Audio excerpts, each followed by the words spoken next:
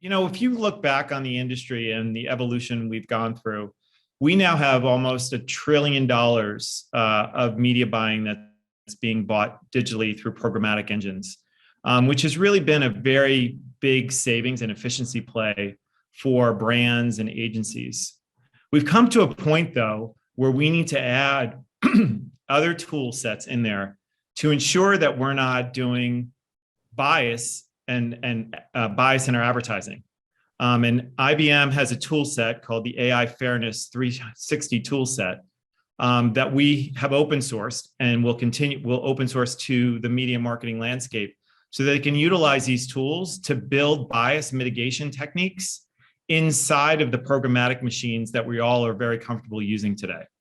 So what does bias look like, and what are you trying to solve bias in advertising?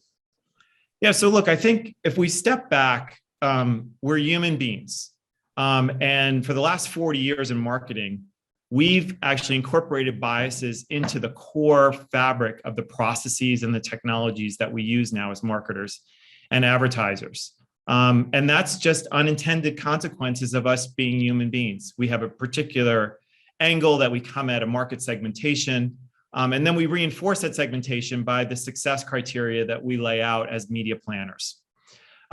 So the bias is not that we can ever really eliminate bias, but what we can do is we can make sure that we signal to our media planners and our buyers that a particular campaign is actually skewing towards one audience versus the audience that we're intended to go after.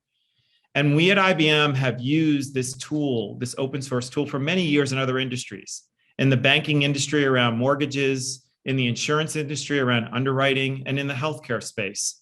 And what we're doing today is we're opening up that tool set and giving it in an open source environment to the advertising and media landscape.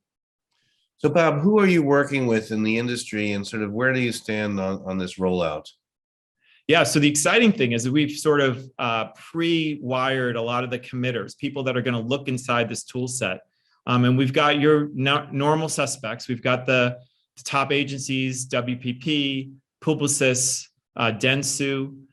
We've got ad tech players like Criteo and LiveRamp. We've got brands leaning forward, such as Delta and Kellogg's.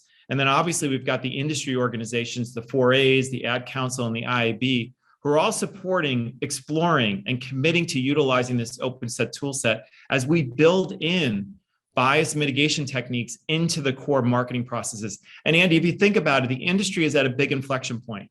We're at a big inflection point because about cookies and what's happening with cookies. How are we actually using identifiers? So we have an opportunity as an industry to come together to build bias mitigation techniques inside of the core processes that we use for the next decade. If we don't do it now as the industry pivots, it'll only propagate itself. And I believe that the machines will continue to be biased and with unintended consequences for our brands. And finally, Bob, give us a little update on IBM and IBM Watson and the work that you're doing, in the media space and sort of innovation that's going on over there. Yeah, so the great news about when you think about artificial intelligence, or I'll call it augmented intelligence in the advertising industry, when we lose the ability of looking backwards with cookies to actually help us identify who our consumers are and create value exchange between the brand and the consumer, you're going to have to use AI technologies in real time optimization, not only from a placement standpoint, but also from a creative standpoint. And brands need to take their first-party data and augment it with privacy-forward types of data, like weather.